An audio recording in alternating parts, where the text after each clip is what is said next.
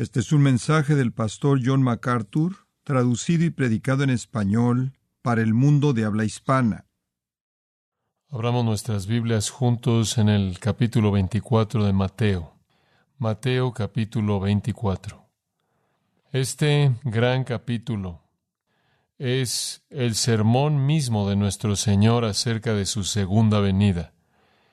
Nos presenta a detalle los acontecimientos que rodean al regreso del Señor Jesucristo saliendo de su propia boca. Qué tremendo privilegio es estudiar este gran texto.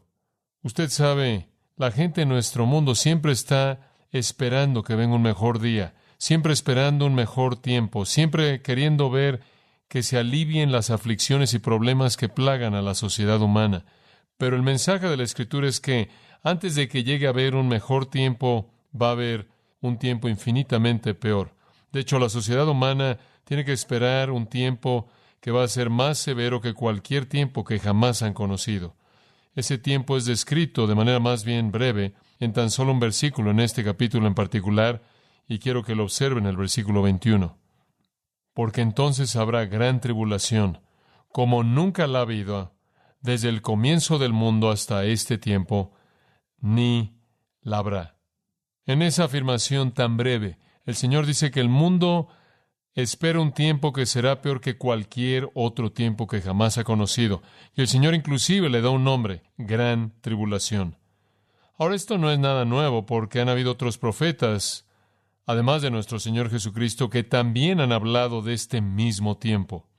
Es un tiempo de problemas tremendos, que incluyen al mundo, pero se centra en la nación de Israel. Para ver cómo los profetas de Israel hablaron de este tiempo, regresemos a Isaías capítulo 10. Isaías capítulo 10. Y conforme Isaías veía hacia adelante ese día del Señor, ese día de gran juicio, ese día de establecer el reino del Mesías, ese día del establecimiento del reino del Mesías, ese día de salvación para Israel, ese gran día de clímax cuando la obra del hombre sobre la tierra, por así decirlo, llevada a cabo por su propia mano y diseño, se acabe y Dios esté a cargo. Él dice esto en el versículo 20. Sucederá en aquel día, ese gran día, el final del día del hombre, el comienzo del día de Dios, que el remanente de Israel y aquellos que habrán escapado de la casa de Jacob ya no más se apoyarán en aquel que los hirió, sino que se apoyarán en el Señor, el Santo de Israel, en verdad. Ahora eso nos dice que está por venir un tiempo de gran aflicción para Israel, un tiempo cuando ellos serán matados. Y habrá un remanente que escapará y aprenderá la lección a nunca volverse a apoyar en nadie fuera del Señor. La indicación es que en ese gran día, ese día final, el pueblo de Israel se va a apoyar en alguien que resulta ser no su amigo, sino su enemigo, que se presenta como apoyo para ellos y después los destruye. Y aprenderán en aquel día a apoyarse solo en el Señor. El remanente regresará, versículo 21 dice, inclusive el remanente de Jacob, al Dios poderoso, porque aunque tu pueblo Israel sea como la arena del mar, sin embargo, un remanente de ellos regresará. El fin definitivo decretado fluirá con justicia, porque Jehová, el Dios de los ejércitos, hará un fin definitivo. En otras palabras, en el tiempo del fin completo, en el tiempo del fin mismo, en aquel día del juicio, ese tiempo del establecimiento del tiempo de justicia del reino del Mesías, Israel va a enfrentar una traición enorme por parte de alguien en quien confiarán que resultará matarlos.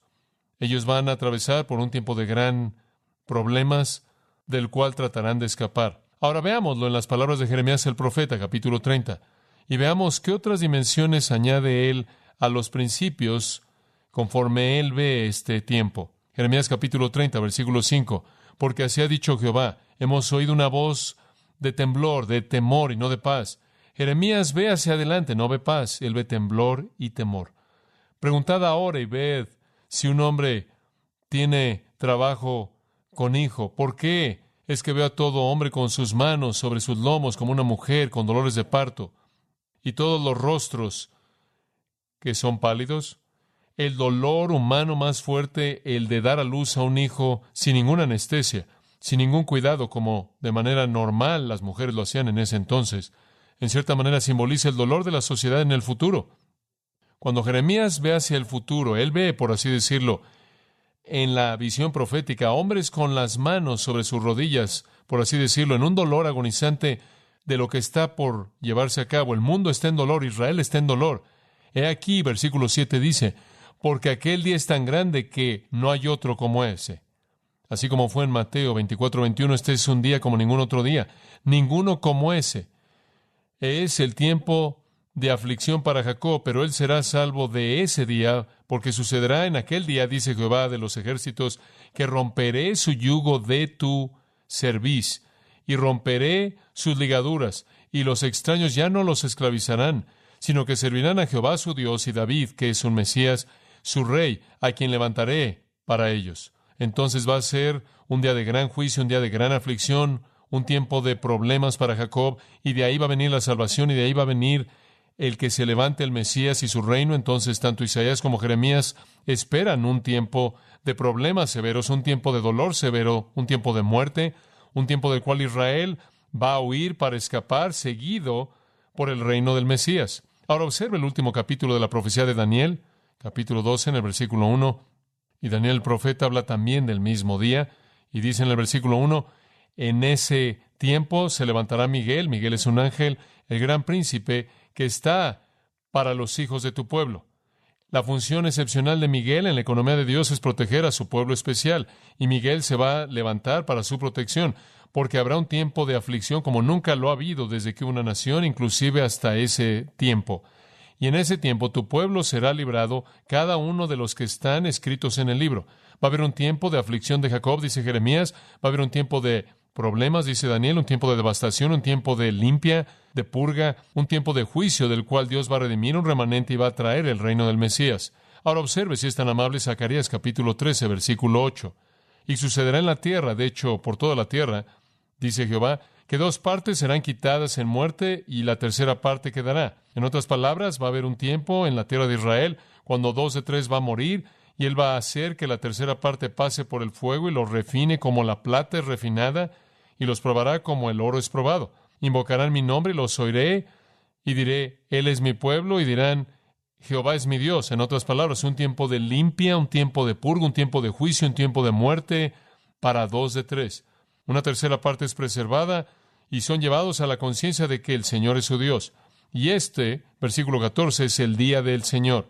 Es el día del Señor, es el día, dice el versículo 2, cuando las naciones se vuelven a congregar en contra de Jerusalén para luchar, y la ciudad es tomada y los caballos son matados, y las mujeres son violadas, y la mitad de la ciudad se va al cautiverio, y el remanente del pueblo no será quitado de la ciudad, y usted puede detenerse en ese punto. Ahora, permítame explicar esto de manera muy simple.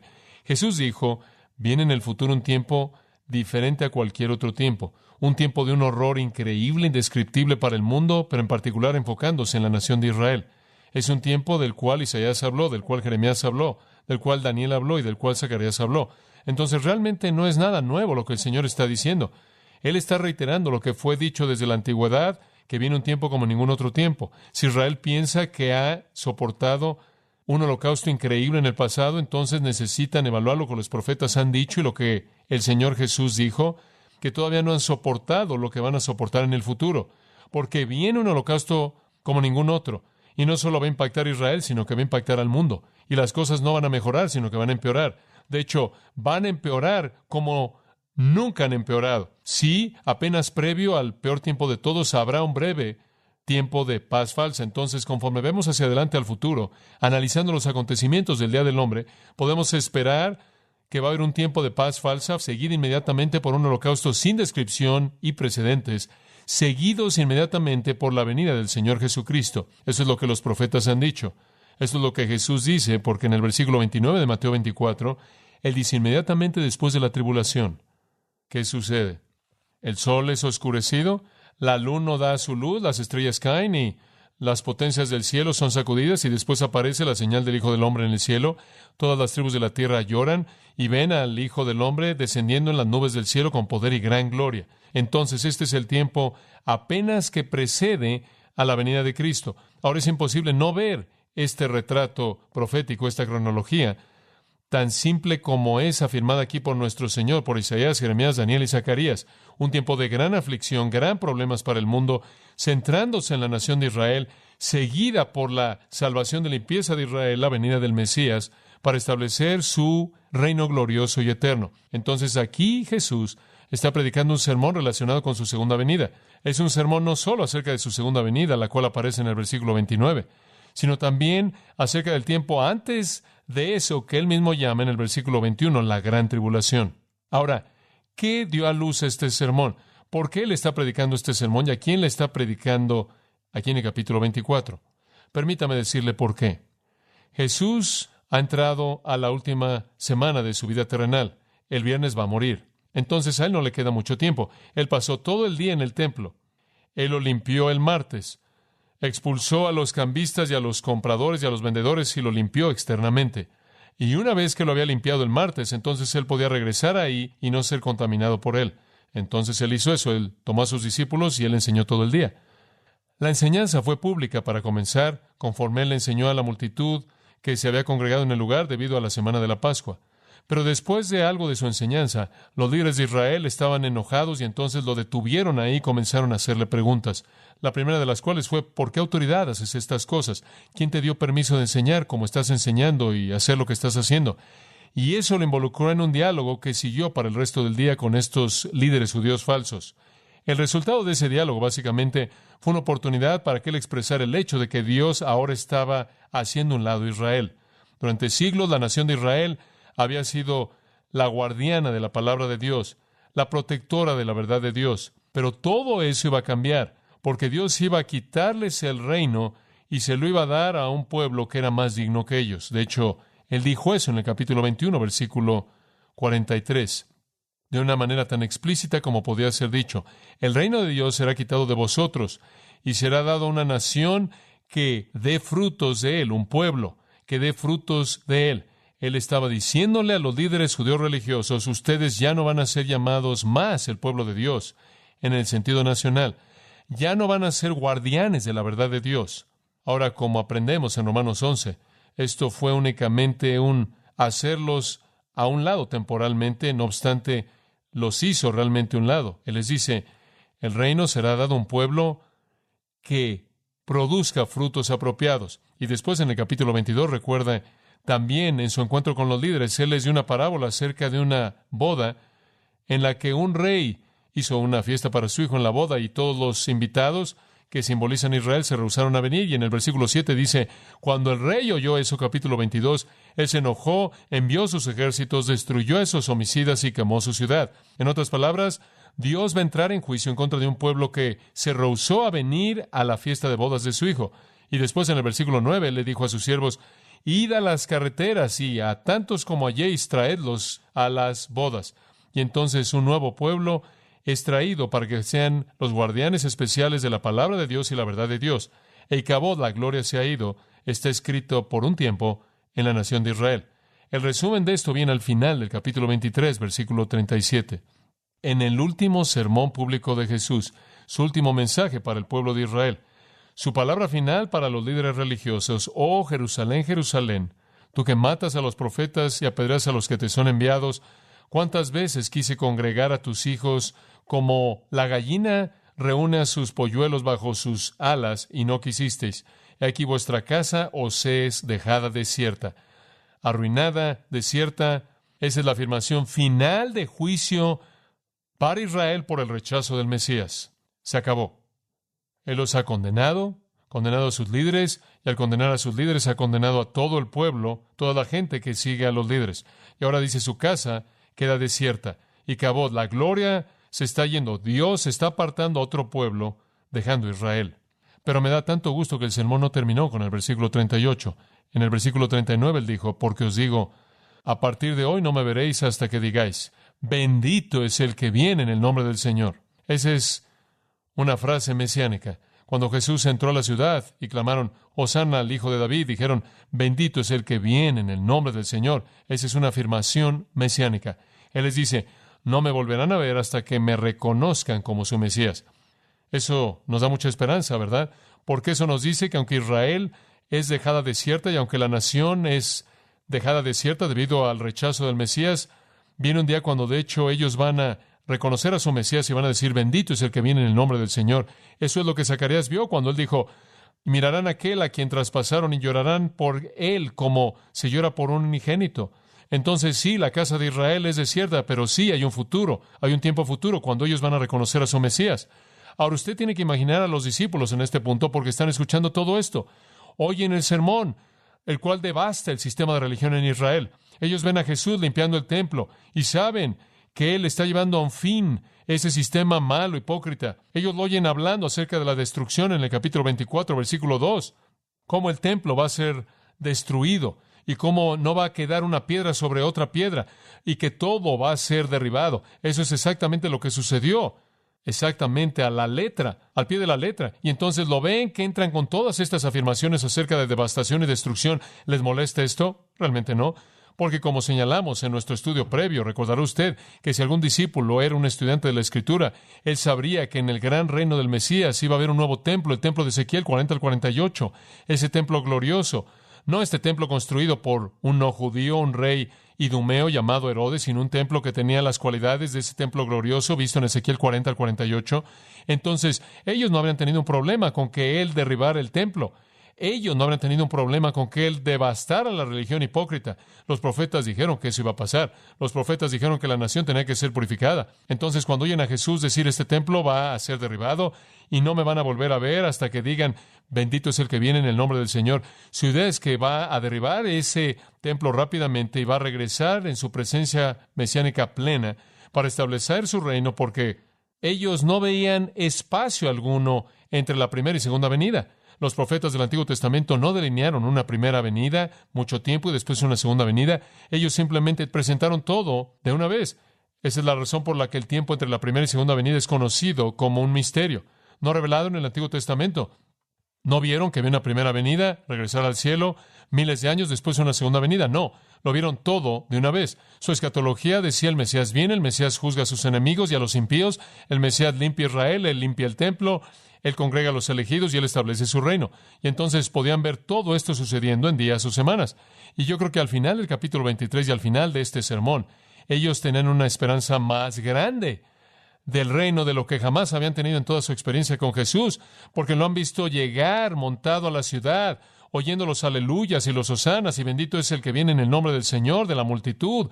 Los niños en el templo le habían dicho a él al día siguiente, y ahora él ha limpiado el templo, y él ahora habla de derribarlo, y él habla de venir en su presencia plena como el Mesías, y ellos creen, yo creo, más de lo que jamás antes habían creído, que momentáneamente todo se va a desatar, y ellos no entienden que va a haber un periodo largo de tiempo. Entonces, en emoción y en expectativa, versículo 3, ellos ahora se han ido del templo, y solo queda Jesús con los discípulos en privado, dice. Han ido a la cumbre del Monte de los Olivos, camino de regreso a Betania, en donde se están quedando con Lázaro y su familia, y hoy se detiene en la cumbre del monte, se siente y le dicen, ¿cuándo serán estas cosas? Y usted puede apenas percibir la expectativa tremenda que esto tiene que venir muy rápido por lo que han visto en esa semana. Todo está cumpliéndose. Vieron al precursor, Juan el Bautista, después vino el Mesías. Él hizo los milagros, Él enseñó, Él predicó, y ahora Él entra y vienen los aleluyas, los hosanas, y Él ahora ha limpiado el templo, y Él ahora habla de derribar este edificio del Idumeo, y debió haber significado que ese gran edificio exaltado de Ezequiel ahora va a ser construido, y Él va a establecer su reino, y el pueblo va a decir, bendito es el que viene en el nombre del Señor. Y entonces dicen, ¿cuándo? Inclusive más adelante, en Hechos 1, dicen, ¿ahora vas a restaurar el reino? Ellos creían que era momentáneo. Y no solo preguntan cuándo, sino en el versículo 3, ¿cuál será la señal de tu venida? La palabra venida, paruse, significa presencia. No quiere decir que ellos pensaban que Él se iba a ir y que iba a regresar. Esto quiere decir que ellos pensaban que Él vendría en su presencia plena. Paruse es presencia, la presencia plena de la gloria mesiánica. ¿Cuál es la señal de tu presencia y el fin de la época del hombre? ¿Qué debemos esperar? ¿Va a venir un ángel del cielo con una trompeta? ¿Qué es? ¿Es una reconstrucción cataclísmica del templo sobrenaturalmente? ¿Es que vas a derribar el templo? ¿Qué es? ¿Cuál es el acontecimiento que señala tu venida en presencia plena? Ahora, con esa pregunta, el Señor entonces predica el mensaje acerca de su venida. Y Él les da cosas que esperar, las señales que esperar. Y no para ellos, porque ya habrán muerto, sino a todos los que van a leer la Escritura. Y comenzando en el versículo 4, tenemos las señales de la segunda venida. Las señales de la segunda venida. Ahora, quiero añadir como una nota a pie de página aquí para que no se confunda, que el rapto de la iglesia no se explica en ningún lugar en Mateo 24:25. Eso no está aquí. Esperamos más adelante un entendimiento más pleno de eso. Este es un mensaje dado en el contexto de esos judíos acerca de la segunda venida de Cristo. El rapto es un tema que se presenta en las epístolas. Vamos a tratar con eso más adelante. De hecho, probablemente en este estudio en algún punto vamos a insertar algunas cosas de eso. Pero Él les está dando una descripción del tiempo de la segunda venida y las señales que llevan a ella. Ahora Él comienza en el versículo 4, dándoles una serie de señales generales que la gente que esté viva en la época futura debe esperar. Él no les dice qué tan futuro está. Él no les dice porque todo creyente siempre ha vivido con un sentido de inminencia, que Cristo puede venir en cualquier momento. Entonces Él no les dice en algún tiempo dado, Él simplemente dice señales. Ahora, por favor, observe, la primera señal es engaño, versículo 4, muchos vendrán y engañarán. Y el versículo 5 dice la misma cosa. La segunda señal es disensión, guerra, rumores de guerra y demás. Versículo 7, nación levantándose contra nación, reino contra reino. En tercer lugar, devastación, hambres, terremotos. La cuarta es profanación. Versículo 9, van a entregar a los santos. Quinta, deserción. Muchos de ellos van a ofenderse y van a traicionarse el uno al otro y se van a aborrecer unos a otros y demás. Y la final es declaración, versículo 14, la predicación mundial del Evangelio del Reino. Entonces Él dice, esperen el engaño, la disensión, devastación, profanación, deserción y declaración. Esas son las señales. Y cubrimos esas a detalle y les mostré cómo son un paralelo de Apocalipsis 6 al 19. Ninguna de estas sucedieron en la época de la iglesia. Ninguna de estas sucedieron en la destrucción de Jerusalén. Del versículo 4 en adelante no hay explicación de la destrucción de Jerusalén. Es absolutamente algo que no está en el texto. Y eso es sorprendente porque leí unos 12 comentarios esta semana. 11 de ellos meten la destrucción de Jerusalén ahí en algún lugar y el otro no está seguro. No hay referencia a la destrucción de Jerusalén aquí en el 70 después de Cristo. Esto es futuro, previo a la venida del Señor Jesucristo. La destrucción de Jerusalén fue un juicio para su propia época, por su propia razón, para la gente de esa época. No es el fin del siglo, no es la señal de la venida del Mesías, eso es futuro. Entonces, todas estas 6 cosas marcan el tiempo final. Y le mostré la clave de eso, versículo 8. Obsérvelo. Todo esto rodean al versículo 8 son el principio de dolores. Por favor, la palabra dolores no nos ayuda a interpretar este texto, si eso es lo que dice en su edición de la Escritura. Es dolores de parto, el término griego. Y recuerda que le dije, cuando vienen los dolores de parto, ¿vienen al principio del embarazo? ¿A lo largo del embarazo? No, todos vienen al final del embarazo. Y cuando los dolores de parto comienzan a venir, usted sabe que el nacimiento se acerca. Jesús deliberadamente escoge eso como dolores de parto, así como el profeta de la antigüedad vio a los hombres, por así decirlo, en dolores de parto, atravesando por las agonías que darán a luz el nacimiento del reino. Todos estos acontecimientos se apilan al momento mismo de la venida del reino y son paralelos a los sellos y las trompetas y las copas de Apocalipsis. Y usted recuerda que los sellos suceden en cierta manera, de una manera larga, un periodo de tiempo largo, y después las trompetas son más rápidas, y después las copas vienen en una sucesión muy rápida, conforme hay una frecuencia que se incrementa y una intensidad que se incrementa de esos dolores finales, como sucede en el nacimiento de un hijo. Entonces es un retrato vívido. Entonces todas estas cosas no tienen nada que ver con el rapto de la iglesia. No tienen nada que ver con la destrucción de Jerusalén. Tienen que ver con el tiempo de la tribulación y conforme se aceleran los acontecimientos dolorosos que dan lugar al establecimiento del reino del Mesías. Entonces Él les da este panorama general, de cosas generales. Pero Él sabe que eso no es realmente lo que están preguntando, porque su pregunta fue, ¿cuál es la señal? ¿Cuál es ese acontecimiento que dice que sabemos que aquí estamos? Porque podremos ver guerras, y podremos ver engaños y engañadores, y podremos ver a desertores, y podremos ver que el Evangelio está siendo predicado. Esto, inclusive, podemos verlo en la actualidad. Podrán haber muchas cosas que vemos. ¿Cómo sabemos que ya es el momento? Entonces Él dice, muy bien, les voy a dar una señal que echa a andar todo. Y en el versículo 15 Él dice, cuando por tanto veréis, deténgase ahí por un momento, cuando veáis esto, al final del versículo 15, más vale que entienda. Entonces Él les ha dado algunas señales generales, los dolores de parto que resultan en el nacimiento del reino. Pero Él les da aquí el gatillo que echa a andar todo. Este es un versículo absolutamente fabuloso. Y no vamos a pasar de este versículo porque está tan lleno de verdad. Y ni siquiera lo vamos a agotar en esta mañana. Pero es un versículo clave para entender esta transición de lo que él acaba de decir hasta el 14 a lo que él va a decir del 15 al 31. Es muy, muy clave. Ahora, cuando ustedes que estén vivos en ese día, y él usa el vosotros profético como lo señalamos en nuestro último estudio, cuando ustedes que estén vivos en este día vean esto, saben que están en la tribulación. Aquí está el gatillo que echa a andar los dolores de parto de los versículos 4 a 14 para que se desate sobre la tierra. Aquí está el acontecimiento clave. Dice usted, ¿cuál es el acontecimiento? Dice usted, ¿cuál es ese acontecimiento? Véalo.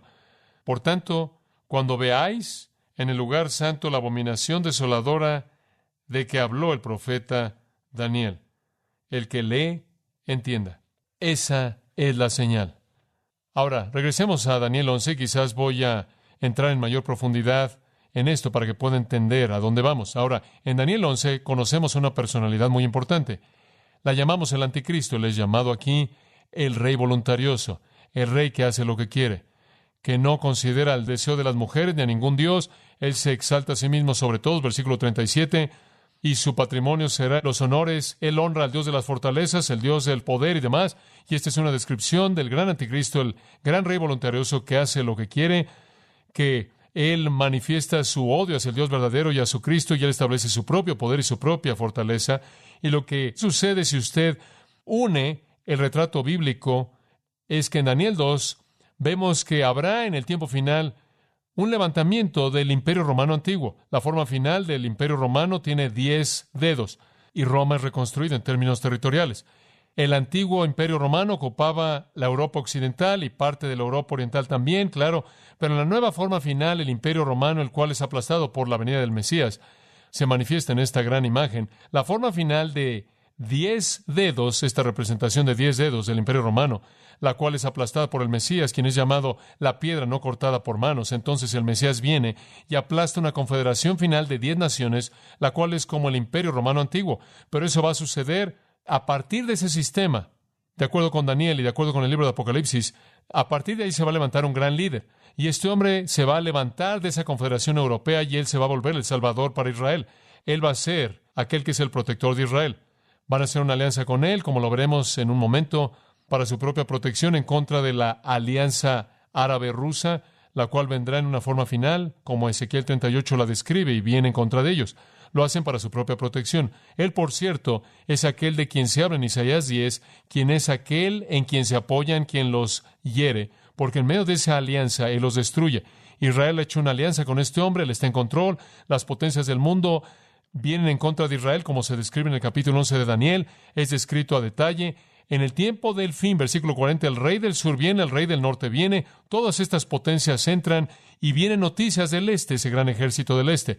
Y en esta confederación inicial que sucede, el anticristo y su poder occidental es victorioso. Pero es en ese punto, cuando él ha hecho su alianza con Israel, que él se ha vuelto el protector de Israel. El mundo viene a pelear contra él, a pelear contra Israel, y en esa batalla él gana, él gana. Y cuando él gana, él entonces comete la abominación desoladora, como veremos en Daniel. Ahora regresemos a Mateo y vamos a retomar todo esto y vamos a verlo como un todo. En Mateo capítulo 24, únicamente estamos viendo este versículo, el 15, cuando veáis la abominación desoladora. Ahora, ¿qué es abominación? Delugma es una palabra extraña, básicamente significa aquello que es aborrecible, aquello que es detestable, aquello que es absolutamente repulsivo para Dios. La palabra es usada primordialmente para hablar de cosas asociadas con la idolatría. Es usada en Apocalipsis 17, 4 y 5 de las abominaciones del sistema religioso falso conocido como Babilonia de misterio, la prostituta, la ramera. Es usada en Apocalipsis 21, 27, en donde habla del hecho de que en el cielo final no habrá nada abominable, nada que sea repulsivo para Dios. El Antiguo Testamento predominantemente la asocia con la idolatría y los artefactos y las actividades y los ritos y rituales y ceremonias e ídolos que van de la mano con la idolatría. Entonces es una palabra que básicamente tiene que ver con dioses paganos, ídolos que son detestables al Dios verdadero. Ahora, observará que hay una forma genitiva aquí en el griego. Es la cosa detestable que desola, que arruina, que profana. Entonces va a venir un gran acontecimiento en el futuro de Israel en el cual habrá un acto idólatra que es algo abominable para Dios, que es algo detestable para Dios y que causará la ruina y la destrucción y la devastación del lugar santo. ¿Lo ve usted ahí? El lugar santo. Ahora, ¿Qué es el lugar santo? Algunas personas dicen la tierra, algunas personas dicen la nación, el pueblo. Bueno, algunos dicen la ciudad de Jerusalén. ¿Qué es el lugar santo? En Hechos 21-28 dice, creo de manera muy simple, lo que es. Aquí Pablo regresó a Jerusalén después de sus viajes en el área gentil. Él quería reafirmar su compromiso con los judíos. Él quería que supieran que él no era un traidor para ellos en ningún sentido. Entonces él fue al templo y atravesó por un ritual de purificación con algunos de sus amigos judíos. Y cuando él estuvo ahí, habían unos judíos de Asia que lo habían conocido ahí y sabía que él predicaba el evangelio. Entonces comenzaron ahí un tumulto y esta fue su acusación en contra de Pablo en el versículo 28 de Hechos 21. Hombres de Israel, ayuden. Este es el hombre, esto es Pablo, es el hombre que enseña a todos los hombres en todo lugar en contra del pueblo y la ley y este lugar. Y además ha traído a griegos al templo y ha contaminado este lugar santo. Y no puede significar nada más que el templo. No puede significar nada más que el templo. Y no ve alguna razón para que signifique algo diferente de eso en el versículo 15 de Mateo 24. Es el templo, el lugar santo. Eso no es nada nuevo para nosotros. El Antiguo Testamento lo llama el lugar santo. Estaba el lugar santo y después estaba el lugar santísimo, claro. Pero el lugar entero era llamado lugar santo, es el lugar apartado para Dios, es un lugar específico. Entonces creo que de manera muy clara indica el templo. Y sucede cuando es establecido en el templo que hay algo detestable para Dios que devasta, arruina y profana ese templo. Ahora dice usted, bueno, ¿cómo sabemos lo que es esto? Bueno, nos ayuda, nos da una clave en el versículo 15, ¿la ve ahí? Esa es la abominación desoladora, no solo cualquier abominación, no solo cualquier acontecimiento, sino la que fue hablada por Daniel el profeta. Ahora lo único que tenemos que hacer es regresar y descubrir lo que Daniel dijo. Veámoslo. Capítulo 11. Ahora en el capítulo 11, en la primera parte del capítulo, y este es un capítulo más bien largo, está dedicado a algunas cosas históricas y la última parte a las cosas del fin. Pero mientras que usted está viendo el capítulo 11, observa el versículo 31. Y aquí en el versículo 31 tenemos una descripción muy, muy vívida de una persona histórica interesante. Y por cierto, no sé si algún comentario bíblico que he leído, no importa cuál sea su punto de vista de la profecía, jamás he interpretado esto de otra manera, por lo menos ningún erudito de reputación, fuera de una referencia a una persona histórica llamada Antíoco Epífanes. Él fue un rey sirio que básicamente reinó de alrededor del 175 al 165 antes de Cristo. Él se llamó a sí mismo Epífanes, lo cual significa el grande. Él no era una persona muy modesta, entonces se llamó a sí mismo Antíoco Epífanes, Antíoco el Grande. La gente lo llamó Antíoco Epímanes, lo cual significa maníaco. Entonces, supongo que no lo llamaron así de frente, pero así lo llamaban. Pero bueno, este hombre en particular es una persona muy interesante. En el versículo 31 habla de él, dice esto, y si usted estudia el texto entero, es claro quién es. La historia lo presenta de manera muy clara. Las fuerzas estarán por parte de él y contaminarán el santuario de fuerzas, quitarán el sacrificio diario y colocarán la abominación que trae desolación. Ahí está esa misma frase de nuevo. Él va a traer la abominación, una abominación desoladora. Esto es Antíoco Epífanes. Entonces aquí tenemos un retrato histórico de cómo va a ser la abominación del fin del tiempo. Él fue un gran perseguidor del pueblo de Israel. Si usted lee, si tiene una Biblia católica, o usted puede conseguir una apócrifa, usted encuentra en los libros de Macabeos, primero y segundo de Macabeos, si usted busca ahí, usted encuentra todo acerca de Antíoco porque fue escrito en el periodo en el cual él vivió, un periodo de unos 400 años después de que Daniel profetizó y previo a la era del Nuevo Testamento. Pero si usted lee ahí que él trató de aplastar a la religión judía, y al hacerlo él mató a miles y miles de judíos, incluyendo hombres, mujeres, inclusive niños. Él, en el peor acto de lo que registra la historia judía, profanó el templo. Él abominó el templo al entrar ahí, matar un cerdo en el altar, y después metió puerco en las gargantas de los sacerdotes, y después estableció, levantó un dios en ese lugar. Una abominación, un dios griego. Creo que fue Zeus. Y entonces, este fue un tiempo, no solo un acto. Él colocó a Zeus ahí, y el templo fue profanado. Los judíos nunca regresaron, no querían acercarse a ese lugar, no querían acercarse a un lugar contaminado, y el sacrificio diario fue detenido de manera completa. Y eso es exactamente lo que el 11:31 de Daniel dice que él haría. Él vendría a contaminar el santuario, lo hizo, mató a un cerdo en el altar, quitó el sacrificio diario, eso es exactamente lo que sucedió. Ya no hicieron más sacrificios ahí, y el lugar fue tan abominable que se volvió desierto. Quedó desierto, los judíos nunca regresaron, y eso es exactamente lo que pasó. Y no fue cambiado, sino hasta la revolución macabea, que derrocó su poder y pudieron regresar a su religión. Ahora, ese sacrilegio cometido por Antíoco Epífanes en el segundo siglo antes de Cristo es una probada y un anticipo del tipo final de sacrilegio que será cometido en el tiempo del fin. Va a ser muy parecido, muy parecido. Daniel habla de ese, hay atrás en Daniel capítulo 9, entonces regresemos al 9. Por cierto, Daniel menciona la abominación desoladora 3 veces. Ahora, de regreso en el capítulo 9, y no quiero pasar mucho tiempo en esto, no tenemos el tiempo, pero en el capítulo 9 Daniel tiene una profecía tremenda de la historia de Israel redentoramente. Y él dice en el versículo 24 que 70 semanas de años, las semanas aquí son semanas de años, 70 semanas de años, 70 veces 7 o 490 años, están determinados sobre tu pueblo Israel, al fin de los cuales la transgresión es terminada, el pecado es terminado, la iniquidad es reconciliada, la justicia eterna viene, visiones y profecías son selladas, y el Mesías Santísimo es ungido. Ahora ahí está, 490 años hasta el final, 490 años hasta el reino del Mesías, cuando el pecado haya sido acabado y la justicia reine en el reino. Dice usted, wow, si podemos descubrir cuándo comienza, podemos descubrir cuándo termina. Bueno, podemos descubrir cuándo comienza en el siguiente versículo. Entiende que desde la salida del mandamiento para restaurar y reconstruir a Jerusalén, ¿cuándo fue eso? Ese fue Artajerjes. Artajerjes en los 440 emitió un decreto para reconstruir el templo, para reconstruir la ciudad y dejar a los judíos hacer eso. Así es cuando comenzó. Y entonces usted puede comenzar a contar a partir de ahí 7 semanas. Eso es 69 semanas. Serían 69 semanas hasta el Mesías el Príncipe. 69 semanas hasta Mesías el Príncipe. Y ha sido calculado para ser exacto hasta el día mismo cuando el Mesías vino. Ahora, eso deja ¿cuántas semanas? ¿Cuántas quedan? 1 semana. Esa es 1 semana y ese es el problema. Sabemos que las 69 terminaron cuando el Mesías vino, pero la 70ª no ha venido aún. Entonces tenemos un periodo de tiempo indeterminado entre las 69 y las 70. Ahora el versículo 27, ahí está un príncipe en el versículo 26 que vendrá en el futuro. Este príncipe va a venir y él va a traer desolación. Ahí está esa palabra de nuevo, significa ruina, devastación. Y él va a venir y va a hacer un pacto con Israel durante 1 semana. Y a la mitad de esa semana, él va a hacer que el sacrificio y las ofrendas cesen, exactamente como Antíoco Epífanes lo hizo. Y sabemos que esto no está hablando de Antíoco, porque todo esto está conectado a la venida del Mesías, ¿no es cierto?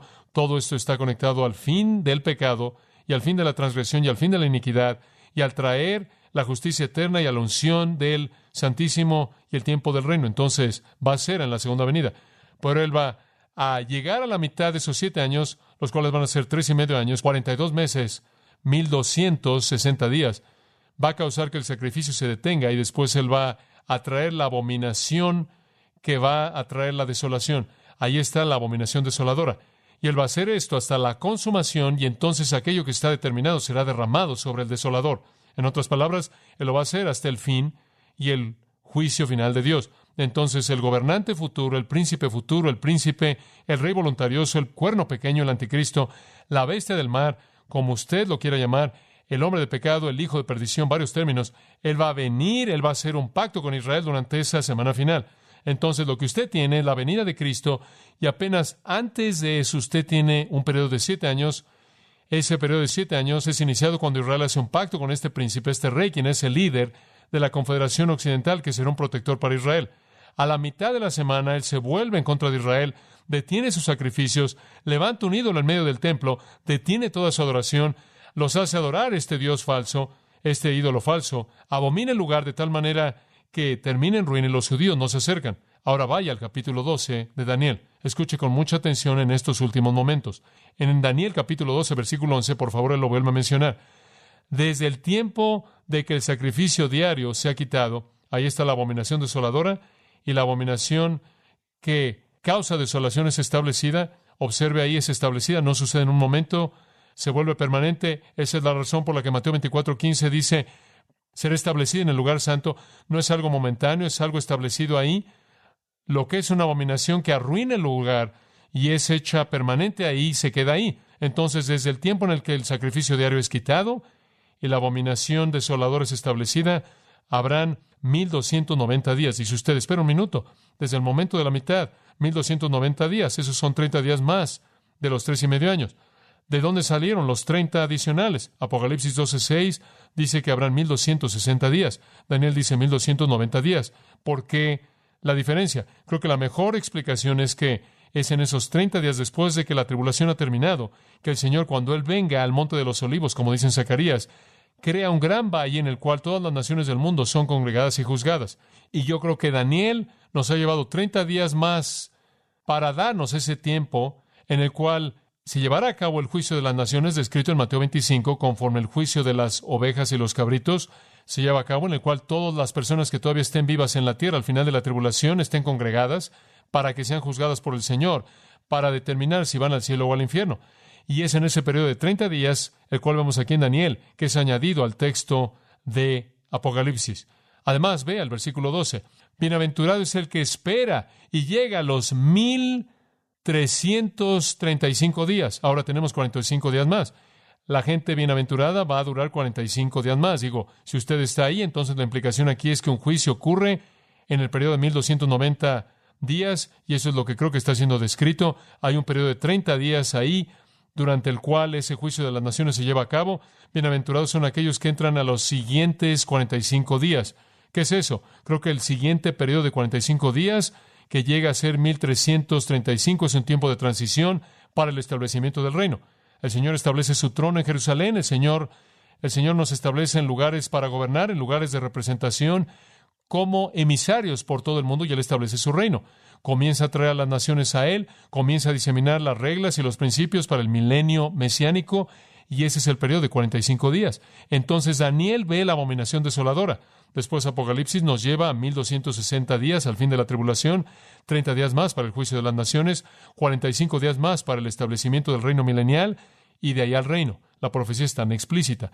Pero lo que dispara todo eso es la abominación desoladora, la profanación del lugar santo. Ahora dice usted, bueno, muy bien, entiendo eso, pero ¿qué es? Permítame mostrarle lo que es. Vaya al capítulo 13 de Apocalipsis. Y esto es tan específico como puede ser afirmado. Apocalipsis 13. Debemos darle un título por este mensaje esta mañana, hombre. Ahora en Apocalipsis 13 conocemos al anticristo. Él es la bestia y él se levanta. Y dice en el versículo 5 de Apocalipsis 13, y se le dio una boca que hablaba grandes cosas y blasfemias, y poder se le dio para continuar 42 meses. Ahí están esos mismos 3.5 años. Él solo va por 1260 días, 3.5 años, 42 meses. Él no dura más allá de eso. Ese es su periodo de tiempo. Ese periodo de 30 días es un tiempo después de que la tribulación ha terminado. Entonces, por 42 meses, él blasfema. Como puede ver, él comienza con este pacto agradable de paz. Él hace un pacto. A la mitad él comienza su blasfemia. Él comienza a blasfemar a Dios. Él abre su boca, versículo 6, y blasfema en contra de Dios. Él blasfema su nombre, su tabernáculo y todos aquellos que moran en el cielo. Muy bien, él comienza atacando a Dios en ese punto a la mitad de la semana, y vemos específicamente cómo ataca. Observe esto. Él hace guerra con los santos, él los vence. Y poder les es dado sobre toda lengua, tribu, nación, y todos los que moran sobre la tierra, ¿qué? Lo adorarán. ¿Qué es la abominación desoladora? ¿Quién es el ídolo levantado en el lugar santo? Es Él. Él se levanta a sí mismo como el ídolo. Él se levanta a sí mismo como el objeto de adoración mundial. Y después, comenzando en el versículo 11, usted conoce a su compañero, el falso profeta, que es otra bestia. Él viene y hace grandes señales y milagros. Al final del versículo 14, su trabajo consiste en llevar al mundo a adorar a la imagen de la bestia. Él da poder a la imagen, versículo 15, de tal manera que puede hablar y demás. Con toda la robótica que tenemos en la actualidad, eso ni siquiera sería un problema. Podría ser tan maravilloso que no sabríamos si de hecho fuera un ser humano. Después, de nuevo, podría hacerlo. Quién sabe qué cosas satánicas pueden salir de este tipo de situación. Pero Él hace que el mundo entero adore. Y aquellos que no lo adoraron, aquellos que no adoraron a la imagen de la bestia, van a ser matados. Ahora, ahí está la abominación. Antíoco Epífanes establece un dios griego. Este va a levantarse a sí mismo. Ahora usted entiende lo que está pasando. Conforme llegamos hacia el fin de la historia humana, Israel va a estar más y más en una posición vulnerable. Y para protegerse a sí mismos de ese holocausto que no quieren que suceda, van a alinearse con una potencia occidental europea aparentemente amigable, encabezada por un príncipe, un líder, un gran líder, un líder atractivo. Este líder en particular va a ser su fuerza, va a ser su apoyo, su ayuda. El mundo va a venir en contra de él. Israel en un punto de su odio hacia Israel.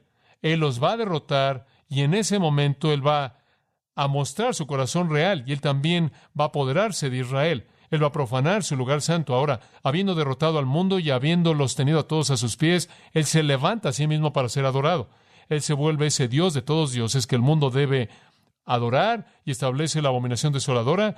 A partir de ese momento que Él establece eso y el sacrificio diario, el cual será en el templo reconstruido en ese entonces, se va a detener eso y el pueblo judío ya no se acerca a ese lugar. A partir de ese momento, la gran tribulación comienza. Dura 42 meses, 1260 días, 3.5 años seguidos por un periodo de 30 días de juicio y un periodo de 45 días de transición al reino milenial.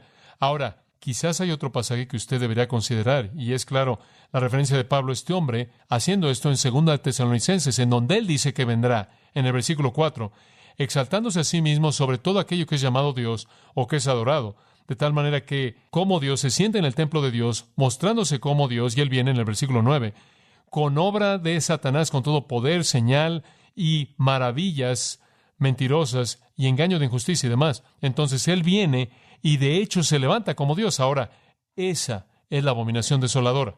Ahora, permítame tan solo concluir esto rápidamente. Escuche, quiero que lea algunas cosas de la historia contemporánea. ¿Qué va a llevar a Israel esto? Le voy a decir lo que es. Es su temor de Rusia y los árabes. Hablé con algunos de los líderes en Israel cuando estuve ahí en el ejército, también que son maestros y demás, y temen a los árabes. No temen su capacidad física, no temen su capacidad mental. No confían en ellos porque saben que el odio es tan profundo. Temen a Rusia. Cuando parecen poder apoderarse de ciertas armas entre los árabes, siempre son armas rusas. Saben que hay una alianza árabe-rusa y saben que el odio es profundo. Y saben que ese es el enemigo al que deben temer. Y más están siendo rodeados por una alianza ruso-árabe. Me parece impresionante que en Ezequiel 38 la Biblia dice que en el tiempo final el rey del norte, Rosh, Rusia, va a venir contra Israel.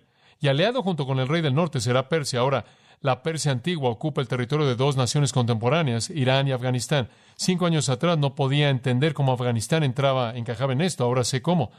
Afganistán ahora es ocupada por Rusia, controlada por Rusia. Libia al sur, no sabíamos hace unos años atrás por qué Libia estaba incluida en ese mismo tipo de profecía. Sabemos ahora con Gaddafi y ahora sabemos hacia dónde se inclina. Hay una alianza rusa que está circulando que presenta una amenaza tremenda para Israel. Y no entendemos eso, pero permítame ayudarle a entender esto. El experto islámico Lance Lambert ha dicho esto. El Islam tiene en su corazón mismo una creencia dogmática que debe triunfar. En últimas, aquellos que confiesan que Mahoma no es el profeta y que el Corán no es la palabra final de Dios son dignos únicamente de muerte. Los occidentales no pueden concebir de naciones que basan su política y programa enteros sobre la teología islámica. Pero eso es precisamente lo que está pasando en Irán, Libia y Arabia Saudita. Es lo mismo que vimos cuando se levantó el fascismo en Italia con Benito Mussolini o el levantamiento del nazismo en Alemania con Adolfo Hitler. No solo es ideológico, es teológico. Los musulmanes, de hecho, creen que su Dios les ha dado el arma del petróleo para ganar finalmente. ¿Puede usted no ver que Israel es una afrenta para el Islam? Una nación judía con un liderazgo judío, un ejército judío, es una obscenidad a los ojos del Islam. Esa es la razón por la que la Biblia dice que habrá guerra tras guerra, todas centradas en esos cuantos metros cuadrados de tierra en donde el templo estuvo una vez, en donde ahora está la mezquita de Omar y Al-Aqsa están en pie. ¿No es interesante que el presidente sirio Assad desarmó a todo hombre de la OLP que ha entrado a Siria? ¿Saben que están produciendo terroristas para el derrocamiento de todo el mundo libre en esta hermosa tierra del Líbano? La OLP ha establecido una base mundial para el terrorismo. De hecho, el Centro Mundial de la KGB para Terrorismo está en Beirut. Fin de la cita. Sabemos que el mundo islámico odia al judío, y es una guerra teológica. Y esos soldados que están ahí me dijeron que es así de simple. Los tratados no significan nada, los pactos no significan nada. Si Alá dice mata judíos, matan judíos. Y lo único que tiene que suceder es que alguien como Khomeini o alguien más se ponga de pie y diga, Alá dice maten judíos. No tiene nada que ver con promesas o nada más. Y el odio de Rusia es igual. Arkady Polishchuk es un judío ruso nacido en Moscú, fue educado en la Universidad de Moscú, su licenciatura fue en la filosofía marxista, él se volvió un importante periodista soviético escribiendo para la Izvestia y Pravda, él se volvió un comentarista de radio y televisión, desilusionado se volvió un disidente activo, viajó por toda la Unión Soviética documentando las violaciones soviéticas de los acuerdos de Helsinki, particularmente en relación a su persecución de los judíos y los cristianos. Y eventualmente, Polishchuk se volvió un cristiano. Esto es lo que él dice. El comunismo era mi religión. Como niño, mi primera canción fue acerca de Lenin. Mi primer poema fue acerca de Stalin. Y mi sueño era volverme un miembro del Partido Comunista. Fui uno durante casi 15 años. Esa es la razón por la que es tan difícil para mí deshacerme de mi ideología marxista, porque es mi religión. ¿No es una idea hermosa construir el paraíso sobre la tierra? El comunismo es la única ideología que promete eso. Han estado peleando contra el cristianismo durante 65 años, matando a millones de cristianos en campamentos y prisiones soviéticas. El comunismo únicamente puede existir en donde ninguna otra ideología existe. Han matado otras ideologías, pero el cristianismo continúa creciendo. Esa es la razón por la que es un peligro tan grande. Desde que vine al occidente, descubrí que ustedes occidentales también son lavados en su cerebro. Ser un liberal aquí es bueno. Ser conservador es malo. Si quieres colocarle la etiqueta más fuerte a un enemigo, lo llamas un nazi fascista. Nunca lo llamas un comunista. Sin embargo, Stalin mató a muchas más personas que Hitler. Y toda sociedad comunista en la actualidad está basada en el poder y en matar, en el temor y en lavar el cerebro. Los oficiales más importantes de la Unión Soviética vienen al occidente para hablar de libertad de religión en Rusia. Los soviéticos usan estas personas como diplomáticos, como parte de su máquina de propaganda para hacerlos creer que hay libertad de conciencia en Rusia. Como niño en las calles de Moscú, fui golpeado muchas veces por ser judío. Hay un verdadero antisemitismo ahí. Solo llegué a la Universidad de Moscú debido a circunstancias excepcionales. Escucha esto. La Unión Soviética es el imperio más poderoso en la historia. Como cualquier otro imperio, debe seguir creciendo. Esa es la razón por la que siempre han tratado de expandirse en África, el Medio Oriente, etc. Pero el Medio Oriente es un lugar muy especial para los soviéticos, no solo debido al petróleo y la estrategia militar, sino debido al odio soviético hacia los judíos. Los oficiales soviéticos simplemente odian a los judíos. Quieren destruir el Estado de Israel. Hay cierta dimensión demoníaca acerca de esto que es imposible de explicar. Fin de la cita. ¿Quieres saber por qué van a atacar? Porque son motivados por Satanás mismo, quien ha generado odio hacia los judíos para tratar de acabar con ese pueblo. Y conforme usted ve una alianza ruso-árabe creciendo, usted sabe que el retrato entero profético está preparándose. Y van a ser rodeados por esta potencia. Van a tratar de escapar al buscar una alianza con un hombre quien también está capacitado por Satanás.